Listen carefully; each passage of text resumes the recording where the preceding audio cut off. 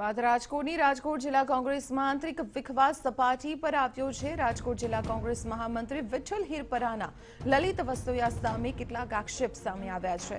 કોંગ્રેસના ધારાસભ્યો જનતાના કામ ન કરતા હોવાનો હિરપરા દ્વારા દાવો કરવામાં આવ્યો।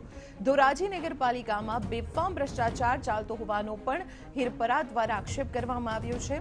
રાજકોટ જિલ્લા કોંગ્રેસ મહામંત્રીના પદ પરથી હિરપરાએ રાજીનામું આપી દીધું છે। કોંગ્રેસ છોડનારા વિઠ્ઠલ હિરપરા શિક્ષણ પ્રધાન ભૂપેન્દ્રસિંહની હાજરીમાં કેસરીઓ ધારણ કરશે। પોતાના સમર્થકો સાથે વિઠ્ઠલ હિરપરા ભાજપમાં જોડાશે। ધોરાજી નગરપાલિકામાં કોંગ્રેસનું શાસન હોય, બેફામ ભ્રષ્ટાચાર થતો હોય અને આ ભ્રષ્ટાચાર ધારાસભ્ય સગી આંખે જોતા હોય છતાં પણ ચૂપ છે। ધોરાજીની જનતાને જે નગરપાલિકા વખતે ધારાસભ્યએ જે વચન આપ્યા હતા કે પાણી હું શુદ્ધ આપીશ, 2 દિવસે પાણી આપીશ, અત્યારે જળાશયો ઉપર હોય છતાં પાણી આપતા નથી અને નાની પ્રજા હેરાન છે, જેને કારણે મારે આ રાજીનામું આપવું પડેલ છે।